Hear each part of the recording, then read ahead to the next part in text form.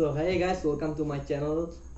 So আজকে আমরা কথা বলবো যে আসলে আমাদের কি দরকার বাগ বাউন্টি শুরু করার জন্য। ওকে, তো আমার চ্যানেলে অনেকেই আছে যারা আসলে বাগ বাউন্টি শুরু করতে চায় বা দেখা যাচ্ছে যে সাইবার সিকিউরিটি নিয়ে কোনো কাজ বা ফ্রিল্যান্সিং শুরু করতে চায়। তো আসলে আজকে আমাদের মূল টপিক হলো যে কিভাবে আসলে আমরা বাগ বাউন্টি শুরু করব। ওকে, তো অনেকের কনফিউশন থাকে যে বাগ বাউন্টি আসলে কিভাবে শুরু করব, কোথা থেকে শুরু করব। আসলে প্রত্যেকটা প্রশ্ন আসলে অনেক গুরুত্বপূর্ণ। যে সিম্পল যেমন একটা প্রশ্ন আমি উদাহরণ দেই যে বাগ বাউন্টি আসলে কোথা থেকে শুরু করব। ওকে, কিন্তু এইটা নিয়ে কিন্তু অনেকের অনেক প্রশ্ন থাকে যে আসলে বাগ বাউন্টি কোথা থেকে শুরু করব। অনেকে খুঁজে পায় না যে কোথা থেকে শুরু করব। আমি যদি আজকে আপনাকে জিজ্ঞেস করি যে আসলে আপনি বাগ বাউন্টি শুরু করতে চান, আপনি কোথা থেকে শুরু করবেন, আপনি বলবেন যে প্ল্যাটফর্ম আছে অনেক, যে বাকক্রাউডে গিয়া তারপর আমি হান্ট করা শুরু করব। আমি ওয়েবসাইট একটা থেকে একটা চেক করব, বাকক্রাউডে 100-150 মতো ওয়েবসাইট দিয়ে দেয় প্রথমে, তো আমি ওইটা থেকে শুরু করব। অনেকে বলবে যে হ্যাকার মানে অনেক প্রোগ্রাম আছে, হাজার হাজার প্রোগ্রাম আছে, পাবলিক প্রোগ্রাম, আমি ওইটা থেকে শুরু করব। বা দেখা যাইতেছে অনেকে বলবে যে প্রাইভেট অনেক কি বলে ওয়েবসাইট আছে, বা দেখা যাইতেছে প্রাইভেট প্রোগ্রাম আছে, তো ওই সব জায়গায় হান্ট করব গুগলে, ফেসবুকে। কিন্তু এইটা আসলে কোনোটা আসলে সঠিক ওয়ে না শুরু করার। ওকে, তো দেখা যাইতেছে যে আহ অনেকের আসলে একটা ধারণা থাকে যে আসলে সাইবার সিকিউরিটি নিয়ে যদি আমরা কাজ করতে চাই বা দেখা যায় বাগ বাউন্ডি করতে যাই বা ওয়েবসাইট সিকিউরিটি নিয়ে কাজ করতে যাই, আমাদের বছরের পর বছর ইনভেস্ট করা লাগবে। কারণ দেখা গেছে যে আমি প্রথম কাজ পাওয়ার আগে মেবি অ্যারাউন্ড 1 বছরের মতো প্র্যাকটিস করছিলাম, তারপর প্রথম বাউন্ডিটা পাইছিলাম। কিন্তু সবকিছু আসলে এমন না। ওকে, এমন না কেন সেটা আমি বুঝে বলতেছি। যে আমি যখন শুরু করছিলাম দেখা যাইতেছে আমার ইন্টারনেট আর কম্পিউটার সম্পর্কে অনেক কম নলেজ ছিল, যার জন্য আমার অনেকটা সময় লাগছে যে প্রায় 1 বছর কাইটে গেছে প্রথম অল্প কিছু কাজ নেওয়ার জন্য। ওকে, তো আসলে সবার জন্য তো এমন না, অনেকের অনেক আগে থেকে নলেজ থাকে, তো তাদের আসলে এত প্রবলেম হবে না। আমার প্রথম 6 মাসে আমি আমার ফাইবারই অ্যাকাউন্টই করতে পারি না, ফাইবার বা অন্য মার্কেটপ্লেসে অ্যাকাউন্টই করতে পারি না। ওকে, তো যেটা নিয়ে আসলে কথা বলতেছিলাম যে টাইমের ব্যাপারটা, আসলে কতটা সময় আসলে দরকার আমাদের। তো যদি কারো ওয়েবসাইট সিকিউরিটি টেস্টিং নিয়ে কোনো এক্সপিরিয়েন্স থেকে থাকে, বা যে বা দেখা যাইতেছে যে জানি না থাকে কিভাবে আসলে ফাইন্ড করতে হয় কোনো বাগ, দেখা যাচ্ছে এক্সেস বাগ কিভাবে ফাইন্ড করতে হয়। ওকে, যে আমি যদি কাউকে জিজ্ঞেস করি যে হয়তো আপনি কিভাবে আসলে এক্সেস বাগ ফাইন্ড করবেন। ওকে, তো আপনার প্রশ্ন যদি হয় যে আমি কি করব, আমি আমার ইচ্ছা মতো পেলুড ফায়ার করব, আমি গুগল থেকে পেলুডের নাম পেলুড ফায়ার করব, ঠিক আছে। আর দেখা যাইতেছে যে কোথায় কোথায় ফাইন্ড করব, আমি সার্চ বক্সে ফাইন্ড করব, লগ ইনে করে ইউজার নেমে ফাইন্ড করব, দেখা যাচ্ছে আমার এইচটিটিপি রিকোয়েস্টে ফাইন্ড করব, পুরো ওয়েবসাইটে যতগুলো অপশন আছে ওই সব জায়গায় ট্রাই করব। তো এটা এটা আসলে অসম্ভব না, কারণ আমি আমার ফার্স্ট বাগটা আসলে আমি এইভাবেই টেস্ট করে করে পাইছি, পাবলিক একটা পেলুড দিয়া।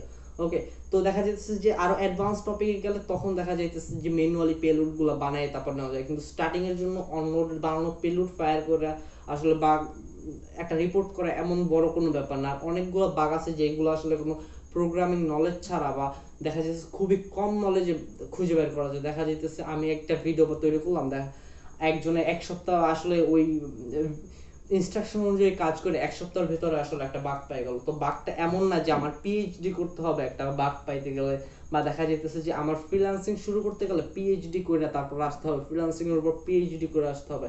এটা আসলে এমন কোনো ব্যাপার না, আমরা আসলে খুব কম সময়ের মধ্যেই শুরু করতে পারি আমরা যদি চাই। ওকে, তো আমি যেটা বললাম যে এক্সেস, অনেকেই জানে এক্সেস কিভাবে ফাইন্ড করে, বা আমি কিছু ভিডিও দিছি, আমার মনে হয় যে ওইগুলা এনাফ না হইলেও প্রায় দেখা যাইতেছে ওইগুলো আর প্র্যাকটিস করলে আরো অল্প কিছু যদি ইন্টারনেট থেকে ভিডিও এনে প্র্যাকটিস করে যে কিভাবে আসলে ফাইন্ড করা যায়, তাহলে দেখা যাইতেছে যে ফার্স্ট একটা বাগ ফাইন্ড করা কোনো ব্যাপারই না।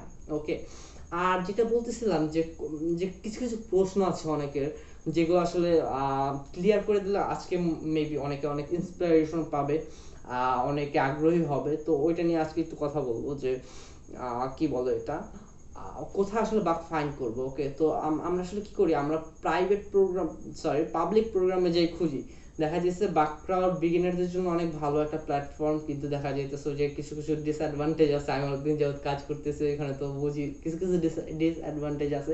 কিন্তু বিগিনারদের জন্য একটা একটা জোস, একটা অস্থির একটা মার্কেট প্লেস বলবো না, অনেকটা মার্কেট প্লেসের মতোই বলা যায়। ওকে, একটা প্ল্যাটফর্ম। আর আরেকটা আরেকটা যে সাজেস্ট করবো যে ওপেন বাগ বাউন্টি প্ল্যাটফর্ম আছে, ওইটা আপনি চেক করে দেখতে পারেন, যদিও খুব কম বাউন্টি দেয়, খুবই কম বাউন্টি দেয়, কিন্তু প্র্যাকটিস হয়ে যাবে, অনেক ভালো প্র্যাকটিস হবে। ওকে, আর ট্রাই করে দেখতে পারেন যে ওয়েবসাইট রিলেটেড সিটিএফ যেগুলো আছে ওইগুলো খেলা, যদি হয়তো অল্প কিছু নলেজ গেইন করতে পারবেন। ওকে, আমি বেসিক্যালি পার্সোনালি ওয়েবসাইট বেসড যে সিটিএফ গুলো আছে ওগুলো খেললে আসলে দেখা যাইতেছে অনেক অনেক নলেজ গেইন করতে পারছি। আর দেখা যাচ্ছে অন্য আছে ক্রিপ্টোগ্রাফি রিলেটেড আছে, দেখা যাইতেছে যে প্রিভিলেজ এসকুলেশন, আরো অনেক টাইপের সিটিএফ আছে। ওকে, তো ওইগুলা দিয়ে আসলে আমরা যদি ওয়েবসাইটের বিষয়ে যদি বাগ বাউন্ডি করতে যাই বা কাজ করতে যাই, তো দেখা যাচ্ছে ওইগুলো আসলে আমাদের কোনো কাজেরই না, সময় নষ্ট না, হয়তো ভবিষ্যতে কাজে লাগবে, কিন্তু আমরা এখন কথা বলছি র বাগ বাউন্ডি নিয়ে বা র ওয়েবসাইট সিকিউরিটি নিয়ে। ওকে, তো বেসিক্যালি যেটা বলতেছিলাম যে ওপেন বাগ বাউন্ডি প্ল্যাটফর্ম, আর যে প্রবলেমটা নিয়ে কথা বলতেছিলাম যে পাবলিক প্রোগ্রাম যে 100-150 প্রোগ্রাম, ওই জায়গায় হ্যাকার ব্যাকগ্রাউন্ডে 1.5 থেকে 2 লাখ হ্যাকার রেজিস্টার করা আছে, যারা প্রত্যেকে ওই 100-150 ওই যে কি বলে প্রোগ্রাম বা 100-150 কোম্পানির যত অ্যাসেট আছে সবগুলো টেস্ট করে মানে বাইজে বেজে খেয়ে লাইছে। ওকে, তারপরও কি মনে হয় যে 1.5 লাখ বা 2 লাখ হ্যাকার যদি প্রফেশনাল হ্যাকাররা যদি আসলে ট্রাই করে দেখে 100-150 প্রোগ্রামে, আপনি তারপরও বাগ পাইবেন অ্যাজ এ বিগিনার? আমি বলতেছি না যে এটা অনেক হার্ড, 2 বছর 5 বছর কাজ করা লাগবে বা 2 বছর 5 বছর প্র্যাকটিস করা লাগবে, আমি এমন কিছুই বলতেছি না, কিন্তু আপনার কি আসলে মনে হয় যে আপনি 150 প্রোগ্রামের ভিতরে এটা আসলে খুঁজে পাবেন? এটা কি আসলে পসিবল? আমার মনে হয় না যে এটা আসলে পসিবল। ওকে, সো একটা লাইট অফ হয়ে গেছে, একটু দেখে নেই। আচ্ছা, তো আশা করি ডিস্ট্রাক্ট হবেন না, আসলে আমাদের কানেক্টিভিটির একটু প্রবলেম ছিল। ওকে, তো যেটা নিয়ে আসলে আমরা ডিসকাস করতেছিলাম, ওকে, তো আমরা ওইটা নিয়ে আসলে সামনে আগাবো, যে আসলে আমরা যেটা বলতেছিলাম যে 1.5 থেকে 2 লাখ হ্যাকার। ওকে, আমি কিন্তু এই জায়গায় 1-1.5 হাজার বা 2,000 হ্যাকারের কথা বলতেছি না। ওকে, 1.5 থেকে 2 লাখ হ্যাকার যে জায়গায় হান্ট করছে, আপনি কি ওই জায়গায় আসলে বাগ খুঁজে পাইতে পারেন? আপনার কি এই জায়গায় পসিবিলিটিস আছে? তো আমি যেটা বলবো পসিবিলিটিস একদম জিরো। ওকে, আমি যে 1% চান্স রাখতেছি না যে দেখা যাচ্ছে হয়তো কমন কিছু বাগ পাবেন, খুবই নরমাল বাগ, কিন্তু বাউন্টি একদমই আশা করা যায় না। মানে দেখা যাইতেছে যে আমি মানে অনেকদিন যাবত বাগটার ব্যস্ত, তো আমি গ্যারান্টি দিয়ে বুঝতে পারবো যে আসলে ওই প্রোগ্রামগুলো হ্যান্ড করে একজন বিগিনার কোনোদিন বাউন্টি পাবে না। ওকে, যে অনেক হয়তো রিপোর্ট করে, ছোটখাটো বাগ রিপোর্ট করে, কপি পেস্ট করে রিপোর্ট করে, কিন্তু এইসব কোনো কাজ হবে না, শুধু শুধু সময় নষ্ট, আর দেখা যেতেছে পয়েন্ট মাইনাস হয়ে যাবে, আর আর কিচ্ছু হবে না এগুলো করে। আর হ্যাকার ওয়ান তো আরো রেস্ট্রিক্ট করা, যে লিমিটেড রিপোর্ট করা যায় হ্যাকার ওয়ানে। তো ওই জায়গায় কি মনে হয় যে বিগিনাররা যে বাগগুলো রিপোর্ট করে ওগুলো রিপোর্ট করে আসলে পসিবল? হ্যাকার ওয়ানে আরো হ্যাকারদের পরিমাণ আরো অনেক বেশি। ওকে, তো দেখা যাইতেছে আমরা যদি আসলে হ্যাকার ওয়ানে ট্রাই করি, আমাদের এক্সপিরিয়েন্স আরো বেশি হওয়া লাগবে। আর ওই জায়গায় যে প্রোগ্রামগুলো আছে পাবলিক প্রোগ্রাম, ওইগুলো মানে কি বলে এটা, যে হ্যাকাররা মানে কি যে করে বাইজে বেজে খাইয়া ফেলায়, যে এমন কিছু নাই যেটা বাদ রাখে না। কারণ দেখা যায় যে একটা প্ল্যাটফর্মে এত পরিমাণে হ্যাকার থাকে বা ওয়েবসাইট সিকিউরিটি রিসার্চার যাদের আমরা বলি তারা থাকে, তারা একটা ওয়েবসাইটে টেস্ট করে মানে কোনো বাগ রাখে না। এই যে খুবই চান্স কম, এই যে তো অনেক চান্স কম যে আসলে আমরা খুঁজে পাবো এই জায়গা থেকে। ওকে, তো আসলে আমরা কি করতে পারি, কোথা থেকে খুঁজতে পারি? বাগ বাউন্টি কি আসলে এত হার্ড যে করতে পারবো না? যে এত বড় হ্যাকাররা প্ল্যাটফর্মে বসে আছে, আমরা আসলে কি করবো? আমরা তো আসলে কোনো কাজ টাজ করতে পারবো না, আমাদের তো আসলে বসে থাকা লাগবে। কিন্তু না, ব্যাপারটা আসলে এরকম না, আমাদের বসে থাকা লাগবে না, আমাদের টেকনিক গুলো জানতে হবে। ওকে, তো আজকে সেই টেকনিক গুলো নিয়ে কথা বলার জন্য আমি আজকে এই জায়গায় আসছি, যেহেতু আমি অনেকদিন যাবত বাগ বাউন্টি করতে আছি। ওকে, তো আসলে এগুলো আসলে কি, তো আমরা আরেকটা জিনিস ট্রাই করতে পারি, আমরা আসলে রেসপন্সিবল ডিসক্লোজার গুলো চেক করতে পারি। যে আচ্ছা, আমি আসলে এক্সপ্লেইন করি যে আসলে হ্যাকারন বাকটার কিন্তু অনেকগুলো কোম্পানির প্রোগ্রাম আসলে ওরা ম্যানেজ করে, কিন্তু দেখা যাইতেছে যে অনেক ছোট ছোট কোম্পানি আছে আসলে, যে যারা প্ল্যাটফর্ম, যারা আসলে অনেক কোম্পানিগুলো অনেক কোম্পানির প্রোগ্রামগুলো ম্যানেজ করে, ওগুলো আসলে ট্রাই করে দেখতে পারেন। আর কিছু কিছু কোম্পানি আছে যে যারা আসলে কোনো জায়গায় অ্যাড থাকে না, মানে কোনো প্ল্যাটফর্মে তাদের ওয়েবসাইট অ্যাড করে না, বা দেখা যায় তাদের যে অনলাইনে বা ইন্টারনেটে যে অ্যাসেট গুলো আছে ওইগুলো আসলে অ্যাড করে না। তারা তারা করে কি, তাদের নিজেদের প্রোগ্রাম থাকে, যেমন গুগলের প্রোগ্রাম আছে নিজের, ফেসবুকের নিজেদের প্রোগ্রাম আছে, দেখা যাচ্ছে যে ফেসবুকের যে ফেসবুক স্ল্যাশ হোয়াইট হ্যাটে গেলে পাওয়া যায়, তারপর গুগলের কি জানি একটা Google slash responsible disclosure maybe, I think so. Okay, তো এমনই কিছু একটা আছে। ওকে, তো অনেক এমন না যে গুগল আর ফেসবুক, দেখা যাইতেছে যে অনেক কোম্পানি আছে, ছোট ছোট অনেক কোম্পানি আছে, আমাদের দেখা যায় বাংলাদেশে অনেক কোম্পানি আছে যে পাঠাও, হ্যাঁ পাঠাও 40,000 টাকা পর্যন্ত বাউন্টি দেয়। ওকে, হাইয়েস্ট 40,000 টাকা পর্যন্ত ওরা বাউন্টি দেয়। দেখা যায় বাংলাদেশ কোম্পানি তো তো বাউন্টি একটু কম দেয় ওরা। তো যার জন্য বলতেছি যে মানে আপাতত আমি কিছুদিন আগে ওদের প্রোগ্রামটা চেক করছিলাম যে ওরা আসলে এখন দেখতেছে না, তো আসলে দেখে নিবেন যে ওরা ওদের প্রোগ্রামটা অন আছে কিনা। ওকে, আর কারো মুখের কথায় না যে আসলে ওদের বাগ বাউন্ডারি প্রোগ্রাম আছে, ওদেরটা ট্রাই করতে থাকি। আপনি যাবেন যে দেখবেন ওদের আসলে সিকিউরিটি টেস্টিং এর জন্য বা বাগ বাউন্ডারি প্রোগ্রামের জন্য কোনো বাগ বাউন্ডারি প্রোগ্রাম তাদের কোনো আছে কিনা, তারপর হান্ট করা শুরু করবেন। কারণ দেখা যাচ্ছে আপনার একটা লিগ্যাল পারমিশন লাগবে। ওকে, গত কিছুদিন আগে আমি একটা নিউজ দেখলাম যে কয়েকজন ধরে নিয়ে গেছে। ওকে, এই জন্য মানে কোনো প্রোগ্রাম ছিল না, তারপর রিপোর্ট করছে। ওকে, তো এটা আসলে একটা ইল্লিগাল ব্যাপার। ওকে, তো আসলে চেক করে নেবেন তাদের টার্মস এন্ড কন্ডিশন চেক করে নেবেন, কারণ আপনার অ্যাকাউন্টটা ডিসেবলও হয়ে যেতে পারে আপনি যদি টার্মস এন্ড কন্ডিশনগুলো না মানেন। কারণ দেখা যাইতেছে যে আপনি একটা কি করলেন যে এটা কিন্তু আসলে বলা যায় ফ্রিল্যান্সিং এর থেকে ইজি, কিন্তু আসলে মার্কেট প্লেসে কিন্তু আপনার যদি ধরেন যে ফাইবার, আপওয়ার্ক, পিপল পাওয়ার, ফ্রিল্যান্সার, আরো যে মার্কেট প্লেস গুলো আছে, আপনি যদি অন্য কোনো স্কিল নিয়ে কাজ করেন, অন্য মার্কেট প্লেস আপনার জন্য ভালো, ওই জায়গায় যদি আসলে আপনি কাজ করেন তাহলে কি হয় যে আপনি যদি বাইরে পেমেন্ট না নেন আপনার অ্যাকাউন্টে কোনো আসলে প্রবলেম থাকে না। ঠিক আছে, দেখা যাচ্ছে বাইরে পেমেন্ট, আমি অনেকবার বাইরে পেমেন্ট নিছি কিন্তু মানে করতে পারে না। ফাইবারে তো দেখা যাইতেছে খুবই কম সময় ধরতে পারে যে আসলে বাইরে পেমেন্ট নিছি, তারপর আবার ওয়ার্নিং দেয় বাইরে পেমেন্ট নিলে। তো দেখা যাচ্ছে এত রিস্ক না, কিন্তু বাই চান্স হ্যাকার ওয়ান বা ব্যাকগ্রাউন্ডে একবার যদি আপনার অ্যাকাউন্টটা যায়, ঠিক আছে, শেষ, সব শেষ।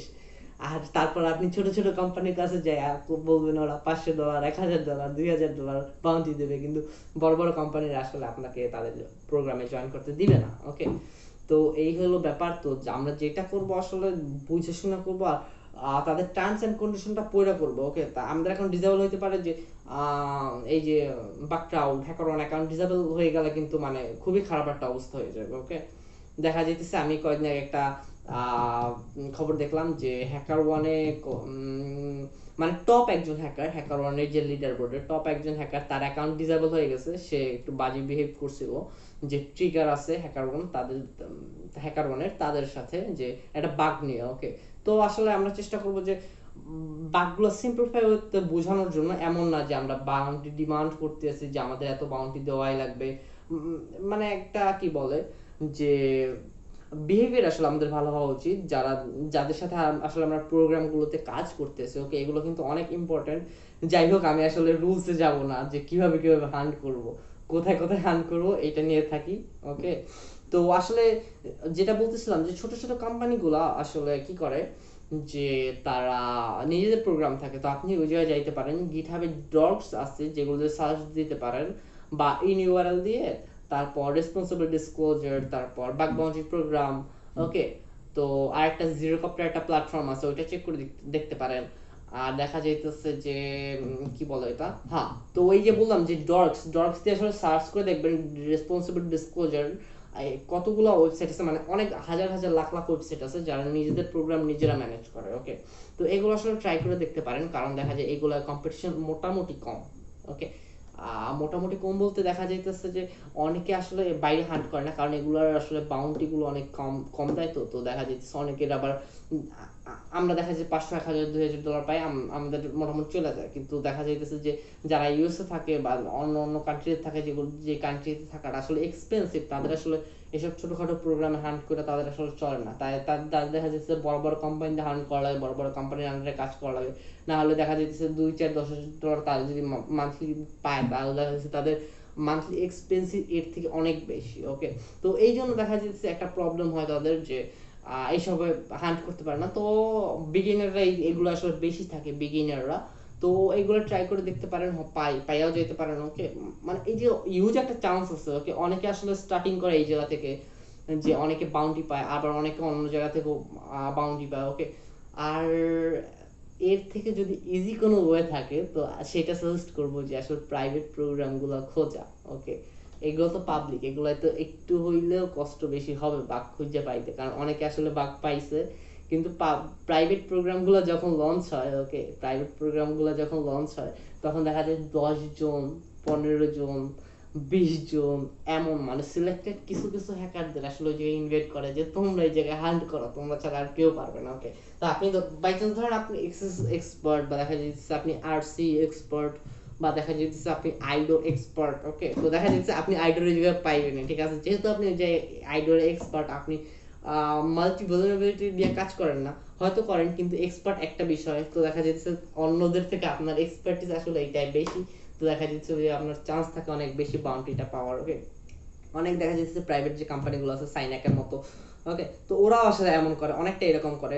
আর নতুন একটা প্ল্যাটফর্ম বাইর হয়েছে ইন্টিগ্রেটেড, চেক করে দেখতে পারেন, অনেক ভালো একটা প্ল্যাটফর্ম। ওকে, আশা করি সবারই অ্যাকাউন্ট আছে, মোটামুটি অনেক পপুলার একটা প্ল্যাটফর্ম। ওকে, তো এই তো হলো কথা যে আসলে আমরা পাবলিক প্রোগ্রাম।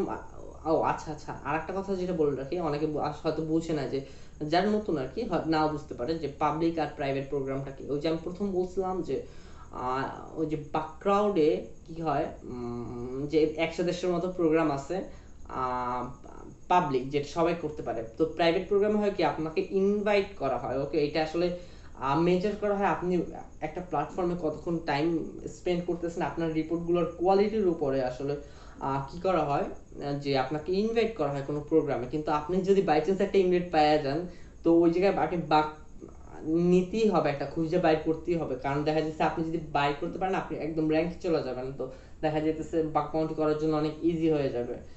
আর আরেকটা বিষয় নিয়ে যেটা নিয়ে কথা বলবো, তো এটা কোথায় খুঁজবো, আমি আমি বেসিক্যালি যে অনেকগুলো আজকে প্রশ্ন ছিল যেগুলো নিয়ে আসলে ডিসকাস করব ভাবছিলাম, কিন্তু অলরেডি অনেক টাইম হয়ে গেছে। আর তো এই বিষয়ে আর সামনে না যাই, আর কি করব, যেটা নিয়ে কথা বলার ছিল যে কিভাবে আসলে বাগ বাউন্ডারি শুরু করব খুব কম সময়ের ভিতরে। ওকে, খুব কম সময়ের ভিতরে আসলে কিভাবে শুরু করতে পারি। তো যেটা আর কি আমি বলছিলাম যে এতে আসলে বেশি সময় লাগে না। ওকে, যে কিভাবে লাগে না, যেমন ছোট ছোট কিছু বাগ আছে। ওকে, তো আমার কথা শুনে আবার কেউ একদম হাইসে দিতে পারে যে ব্যাপার কি, এইগুলো কেন বলতেছে, পাগল হয়ে গেছে নাকি। ওকে, তো আসলে আমি বলি যে আসলে কিভাবে কিভাবে বাউন্টি গুলা প্রথম আপনি আসলে পাইতে পারেন, কারণ আমি যদি আপনাকে বলি যে আপনি একটা আরসি খুঁজে বাইর করেন এইভাবে, আপনি তো আসলে পারবেন না। আবার আমি মুখ দিয়ে বলতেছি যে হয়তো অনেক কম মানুষ বুঝতে পারবে যে আসলে কিভাবে কিভাবে অ্যাডভান্স বাগগুলো খুঁজে বের করতে হয়, কিন্তু অনেকেই আসলে বুঝবে না। তো দুই একজনের জন্য তো আসলে ভিডিওটা না। ওকে, যাতে সবাই আসলে বুঝতে পারে এই জন্য আর কি এই ভিডিওটা বানাইছি।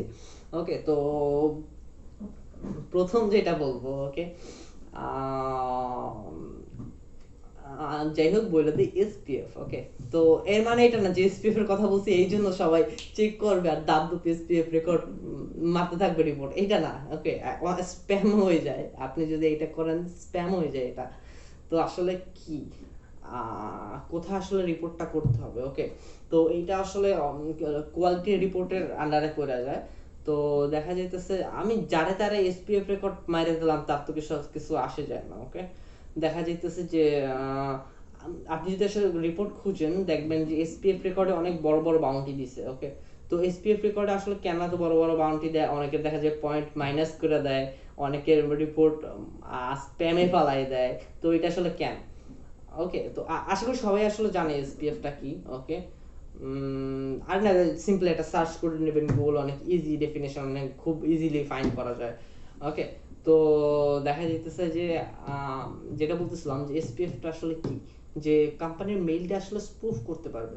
তো এই জায়গায় আসলে কাদের লাভ বা কারা এক্সপ্লয়েট এটা করতে পারে, বাই চান্স ধরেন আপনার একটা ব্যাংকিং অ্যাপ্লিকেশন, বাই চান্স ধরি একটা ব্যাংকিং অ্যাপ্লিকেশন, তো এই জায়গা থেকে যদি ফিশিং করে ইউজারদের ক্রেডেনশিয়াল নেওয়া যায়। ওকে, যদি নেওয়া যায় ইউজারদের ক্রেডেনশিয়াল, আর দেখা যাইতেছে ফিশিং করে এমন না যে এন্টার ইউর পাসওয়ার্ড, এমন কিছু না, বাই চান্স আমি অন্য একটা পেজে রিডিরেক্ট করলাম, ঠিক আছে, বা এসপিএফ এর সাথে অন্য কোনো বাগ পাইলাম, যে দুইটা বাগ একসাথে এক্সপ্লয়েট করা যায়।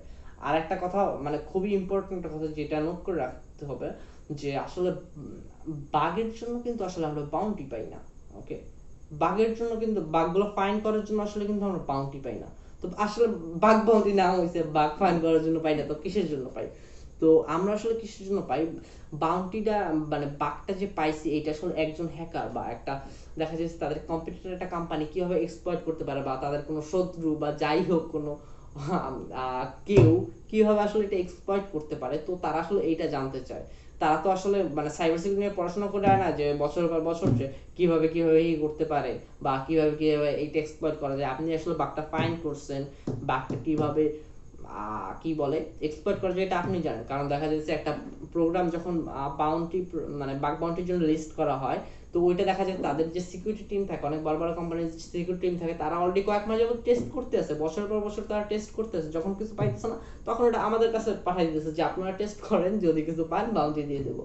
তো এই জন্য আমাদের দেখা যাচ্ছে যে বাগ বাউন্টি হ্যান্ডলারদের অনেক হার্ড ওয়ার্ক করা লাগে, যে বাগগুলো ফাইন্ড করার জন্য অনেক স্ট্র্যাটেজি আছে যেগুলো ফলো করা লাগে। ওকে, তো এইটা আমি বলতেছি যে কিছু কিছু কোম্পানি আছে যাদের এই সবগুলো পাওয়া যায়। আর এমন না যে এসপিএফ আমি রিপোর্ট করতে বলতেছি, তো ভিডিওটা পুরো ওয়াচ করেন যাতে আপনি বুঝতে পারেন আসলে যে এমন না যে আমি এসপিএফ রেকর্ড রিপোর্ট করতে বলতেছি, আমি জাস্ট বলতেছি যে ক্রিটিক্যাল আসলে কিভাবে হইতে পারে এটা। ওকে, আর এটা যদি ক্রিটিক্যাল হয় তখনই শুধু বাউন্টি দেবে, এমন না যে আমি কপি পেস্ট করে সাবমিট করলাম। আর এই ভুলটা কোন সময় করবেন না যে আসলে কপি পেস্ট করে আপনি রিপোর্ট সাবমিট করেন, হয়তো কোনো রেফারেন্স দিতে পারেন, কিন্তু কপি পেস্ট করে আসলে রিপোর্ট সাবমিট করে বাগ পাওয়া যাবে না। ওকে, অ্যাকাউন্ট সাসপেন্ড দিতে পারে, অ্যাকাউন্টের রেপুটেশন কমাই দিতে পারে, কিন্তু দেখা যাচ্ছে যে বাউন্টি পাওয়া যাবে না কপি পেস্ট করে। ওকে, আর দেখা যাচ্ছে যে কপি পেস্ট যদি করেন আপনি যদি না বুঝেন তাইলে ওরা 101টা প্রশ্ন করবে, তো ওই প্রশ্নগুলো আসলে উত্তর দিতে পারবেন না। আগে আমি বুঝতাম যে দাবদাব রিপোর্ট করে দেবো, বাগ পাইলে আসলে তারপর বাউন্টি দিয়ে দেবে, কিন্তু আসলে ব্যাপারটা এমন না, যে আমাদের এক্সপ্লেইন করতে হয়, অনেক কিছু এক্সপ্লেইন করতে হয় ডিপলি। ওকে, তো যেটা বলতেছিলাম যে এসপিএফ রেকর্ড আসলে কিভাবে ক্রিটিক্যাল হইতে পারে। তো যেমন বললাম ব্যাংকিং অ্যাপ্লিকেশন যদি ওইটা দিয়ে অ্যাকাউন্ট টেক ওভার করা যায়, অ্যাকাউন্ট টেক ওভার বলতে যদি ডিপে যায় তো দেখা যেতে আরো সময় লাগবে অনেক। বাই চান্স ওয়েবসাইটের মানে যে অ্যাপটা, ঠিক আছে, ওই অ্যাপটা বাই চান্স ইউজারের কাছ থেকে ইউজার নেম পাসওয়ার্ডটা যদি আমি নিতে পারি, ওকে, ইউজার নেম পাসওয়ার্ডটা যদি আমি নেই, তারপর দেখা যাইতেছে যে লগ ইন করলে, ওকে, বা দেখা যাচ্ছে যে আমি কোনো অ্যাটাক ইউজ করে পাসওয়ার্ডটা চেঞ্জ করে ফেলাইলাম, ওকে, সিএসআরএফ ইউজ এসপিএফ এর সাথে সিএসআরএফ ইউজ করে আমি পাসওয়ার্ডটা চেঞ্জ করে ফেলাইলাম, তো আমার কাছে পাসওয়ার্ড আছে, ইউজার নেম আছে, হয়তো অন্য ইউজার লগ ইন করতে পারতে বা পারতেছে না, দুইটা ডিফারেন্ট সিচুয়েশন হইতে পারে। ওকে, তো দেখা যাইতেছে যে কি বলে মানে আমি এগুলো রিয়েল পারফর্ম করতে বলতেছি না, জাস্ট একটা সিনারিও ধরে রাখতে হবে যে আসলে কোন কোন অ্যাপ্লিকেশন আমরা রিপোর্ট করতে পারি এগুলো। ওকে, তো দেখা যাইতেছে যে আমাদের তো এখন লগ ইন করতে হবে। এখন বাই চান্স লগ ইন করার সময় যদি ভেরিফিকেশন না চায়, দেখা যায় যে অ্যাপটা যদি ভেরিফিকেশন চায় যে নতুন ডিভাইসে লগ ইন হইতে আছে বা দেখা যায় পাসওয়ার্ড চেঞ্জ হইতে আছে, এমন যদি কোনো ফাংশনালিটি যদি না থাকে তাইলে এইটা একটা বাগ। ওকে, আর কোম্পানি এটা ক্রিটিক্যাল ভাবে নিবে। আর যদি আপনি পাসওয়ার্ড পাই যদি লগ ইন না করতে পারেন তাহলে এটা ক্রিটিক্যাল ভাবে নেবে না, তাবদুব রিজেক্ট মেরে দিবে। ওকে, তো এটা দ্বারা আসলে আমি কি বুঝাতে চাইতেছি যদি একজন অ্যাটাকার যদি এটা এক্সপ্লয়েট করতে পারে, কোম্পানি শুধু তাহলে আপনাকে বাউন্টি দিবে, তাছাড়া কোম্পানি আপনাকে বাউন্টি দিবে না। ওকে, বা থ্যাঙ্কস দেখ, সোয়াগ দেখ, যাই দেখ, কিন্তু রিজেক্ট করবে না যদি ওই জায়গায় ক্রিটিক্যাল কিছু থাকে। তো দেখা যাইতেছে অনেকে বলে এসপিএফ এটা দিয়ে কিছু হয় না, কিন্তু দেখা যাইতেছে আমার চেনা জানা অনেক এসপিএফ থেকে শুরু করছে, বলতে ফার্স্ট বাউন্টি এসপিএফ থেকে পাইছে। ওকে, যারা আমার পরে শুরু করছে, এমন না, তার মানে এমন না যে এইটা ভিডিও দেখার পর কেউ আসলে বাল্কে এসপিএফ রেকর্ড সাবমিট করতে থাকবেন। আপনি আসলে বোঝার চেষ্টা করেন যে আসলে এই যে কোনো আসলে ক্রিটিক্যাল কিছু আছে কিনা যে এটা দিয়ে আসলে আমি বাউন্টিটা পাইতে পারি। ওকে, তো আর যেটা কথা হলো এসপিএফ দিয়ে আসলে আমার শুরু করার ইচ্ছা ছিল না, কিন্তু এটা খুবই নরমাল একটা বাগ যার জন্য এটা দিয়ে আমি শুরু করছি। আরো কিছু বাগ আছে যেমন ডস অ্যাটাক আছে। ওকে, তো ডসের আজকে হয়তো অনেক কথা সেটা হাসাহাসি করবে যে আসলে এগুলো কি বলতেছে, মাথা খারাপ হয়ে গেছে। ডস অ্যাটাকে বাউন্টি দেয়, ডস তো বলতে তো আমরা বুঝি যে আসলে হাইয়েস্ট রেটে পিং করা, বা দেখা যাচ্ছে হাইয়েস্ট রেটে ডাটা প্যাকেট সেন্ড করা সার্ভারে, বা দেখা যাচ্ছে সার্ভার ওভারলোড করে দেওয়া। তো এইটার জন্য আসলে কেন বাউন্টি দেবে, তো আসলে এটা এক্সপ্লেইন করি আমি যে কেন বাউন্টি দিবে। দেখা যায় সব টাইপের ডস আসলে এই ভিডিওতে ডিসকাস করা মেবি পসিবল হবে না। ওকে, তো কি বলে আমরা নো রেট লিমিট দিয়ে একটা এক্সাম্পল বুঝা নেই। ওকে, নো রেট লিমিট দিয়ে একটা এক্সাম্পল বুঝা নেই। তো দেখা যাইতেছে যে ইউজার আমি অ্যাকাউন্ট ক্রিয়েট করতে পারতেছি। ওকে, আমি অ্যাকাউন্ট ক্রিয়েট করতে পারছি, কোনো ক্যাপচা নাই, আর আমার আইপি ব্লক হইতে আছে না, আমি আনলিমিটেড অ্যাকাউন্ট ক্রিয়েট করতে পারতেছি। ওকে, তো বাই চান্স এই জায়গা থেকে আমি, এই যে কিন্তু নর্মাল বাগ, এটা কিন্তু যে কেউ রিজেক্ট করে দিবে, কিন্তু এইটাকে আসলে কোথায় নিয়ে যেতে পারি আমরা, কিন্তু বিজনেস লজিক ফ্লতে নিয়ে যেতে পারি। ওকে, তো কিভাবে নিয়ে যেতে পারি, এই এটা আসলে কিন্তু one kind of DoS attack. Okay, তো আমরা যদি 1 মিলিয়ন ইউজারদের ডাটা সাবমিট করি, একটা ফেক ইউজারদের ডাটা, তো ওইটা কি করবে, ওইটা আসলে কোম্পানির ডাটাবেজ দিয়ে সেভ হবে। ওকে, আর ডাটাবেজের জন্য প্রত্যেক মাসে কোম্পানিকে রেন্ট দিতে হয়, যেটাকে ভাড়া বলি। এটা স্টোর করা হয় বড় কোম্পানি AWS এ স্টোর করে, বা Azure এ স্টোর করে, যেটা আর কি মাইক্রোসফটের স্টোরেজ সার্ভিস। ওকে, অনেকে আসলে এটা জানে না, যার জন্য অনেকের মিস হয়ে যায় যে এই বাউন্টি গুলা পাওয়া, বা দেখা যাচ্ছে এক্সপ্লেন করতে পারে না। তো এই জন্য আমি আসলে সাজেস্ট করবো যে একটা কিছু নিয়ে পড়লে ওটা নিয়ে আসলে ডিপলি আসলে জানেন, ডিপলি রিসার্চ করে দেখেন যে ওটার ভিতরে আসলে কি আছে। ওকে, তো এই তো হলো ব্যাপার। আর যেটা বলছিলাম যে 1 মিলিয়ন যদি ইউজার সাবমিট করে, আর যদি আপনি না জানেন 1 মিলিয়ন ডাটা কিভাবে সাবমিট করে, আপনি পাইথন দিয়ে সিম্পলি একটা স্ক্রিপ্ট লিখতে পারেন যে একসাথে 1 মিলিয়ন ডাটা সাবমিট করবে। থ্রেড আগে থ্রেড দিয়ে, যে থ্রেড দিয়ে বলতে যে মাল্টিপল থ্রেড দিয়ে আসলে রিকোয়েস্ট গুলো সেন্ড করবে, রিকোয়েস্ট লাইব্রেরি ইম্পোর্ট করে দেখা যাইতেছে যে একটা লুপ চালাবেন। ওকে, আর র্যান্ডম নামে একটা লাইব্রেরি আছে। ওকে, আমি জাস্ট বলে দিতেছি লাইব্রেরি গুলো ট্রাই করে, তারপর আপনি একটা খুবই সহজ একটা স্ক্রিপ্ট লিখে ফেলাইতে পারেন। অটোমেটেড টুলও যেহেতু অবশ্য আছে, কিন্তু পুরোটাই আসলে বলি যে কিভাবে করবেন। তো দেখা যাইতেছে যে র্যান্ডম যে ইউজার নেম আর পাসওয়ার্ড তো লাগবে। ওকে, আর দেখা যাচ্ছে ফার্স্ট নেম লাস্ট নেম লাগতে পারে। ওকে, তো ইউজার নেমে একটা ভ্যারিয়েবল নেবেন, ফার্স্ট নেম লাস্ট নেম, বা দেখা যাইতেছে ডেট অফ বার্থে আলাদা ভ্যারিয়েবল যদি ডেট অফ বার্থ লাগে। আমরা ধরে নিতে আসি যে মানে প্রসেসটা তো এক, তো আমরা ধরে নিচ্ছি ফার্স্ট নেম লাস্ট নেম, একটা ভ্যারিয়েবল নিলাম ফার্স্ট নেম লাস্ট নেম। ওকে, তো এই জায়গায় কি করবেন, র্যান্ডম লাইব্রেরি দিয়ে প্রত্যেক সময় একটা ডিজিটের 5 ডিজিট 4 ডিজিট 6 ডিজিটের একটা র্যান্ডম কিছু একটা জেনারেট করবেন, যেটা আসলে নামের মতো দেখায় কিন্তু আসলে ওইটা নাম না। ওকে, তো আর কি করবেন, একটা স্ট্রিং নেবেন যে @gmail.com, তার আগে একটা কিছু থাকবে, একটা ভ্যারিয়েবল থাকবে, যেটা থেকে র্যান্ডম লাইব্রেরিটা দিয়া কল করে আনা হইবে র্যান্ডম কোনো ওয়ার্ড। ওকে, যেটা প্রত্যেকটা রিকোয়েস্টে সেন্ড হবে। প্রত্যেকটা রিকোয়েস্ট আমরা কিভাবে সেন্ড করব, আমরা একটা লুপ ইউজ করব, যেটা দিয়ে আপনি একবার প্রোগ্রামটা রান করলে আসলে কি বলে ওটা কি বলে যে 1 মিলিয়ন রিকোয়েস্ট সেন্ড হবে, যেটা 10 লাখ। ওকে, 10 লাখ রিকোয়েস্ট সেন্ড হবে। তো একটা ফর লুপ ইউজ করতে পারেন 10 লাখ রিকোয়েস্ট সেন্ড করার জন্য একসাথে। ওকে, আর আপনি টাইম ইউজ করতে পারেন যে এত এই কতক্ষণ পর পর প্রিন্ট করবে যে আসলে কত দূর আসলে সেন্ড করা হয়েছে। ওকে, তো এই তো সিম্পলি করতে পারেন। আর একটা কাজ করতে পারেন যে যদি অটোমেটেড করে করতে হয়, টার্বো ইন্ট্রুডার আছে, টার্বো ইন্ট্রুডার থেকে এই পুরো কাজটা অটোমেট করে ফেলাইতে পারবেন। শুধু ভ্যালুগুলো সিলেক্ট করে তারপর আপনি রিকোয়েস্টটা সেন্ড করে দিবেন। তার জন্য শুধু ওয়ার্ড লিস্ট জেনারেট করতে হবে। কালেতে তো ওয়ার্ড লিস্ট আছেই প্রিভিয়াসলি, আর ওয়ার্ড লিস্ট জেনারেটর তো মেবি একটা আছে। হ্যাঁ, ওয়ার্ড লিস্ট জেনারেটর একটা আছে। কালিতে প্রি ইনস্টলে একটা ওয়ার্ড লিস্ট জেনারেটর আছে, যেটা থেকে আপনার ওয়ার্ড লিস্ট জেনারেট করে নিতে হবে। কি বলে এটা,